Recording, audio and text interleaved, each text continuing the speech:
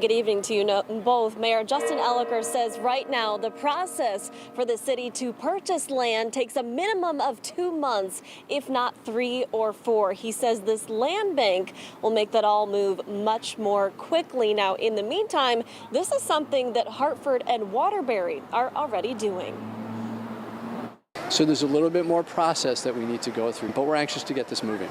After a unanimous vote from the Board of Alders, Mayor Elicker and his team at City Hall are ready to launch their land bank. The land bank will give us this tool to be more of an active participant in the marketplace.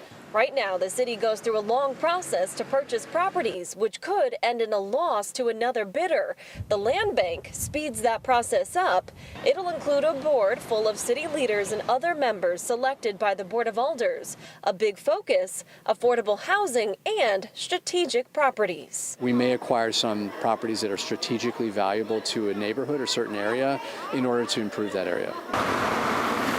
The model is similar to what Waterbury is already doing with its land bank, created a year ago. So we identified 13 neighborhoods within the city, just to give me an idea of what does it really look like, what kind of information do we need in order to start addressing, blight and distressed properties. Nancy McMillan is the executive director here. It's all very new, which is exciting because we are creating everything that we're doing. For the last year, Nancy, her team member, and the board have been collecting data, focusing on blighted and abandoned properties. We're trying to promote home ownership within some of these homes that have been left abandoned.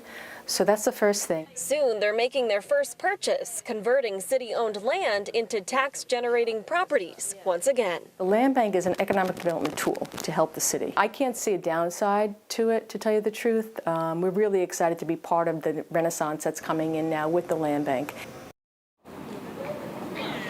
Now, Nancy does work with a board also made up of 7 members. By the end of the year, she hopes to hire 1 or 2 more people to help her out. And then eventually she wants to create a coalition with all the land banks in Connecticut to try to generate some more funding for the whole thing. In the meantime, as for New Haven's land bank here, they still have to build their board and then hire an executive director to get things up and running. So it's going to take some time. We're live here in New Haven tonight. Julia LeBlanc, Fox 61, Connecticut's news station.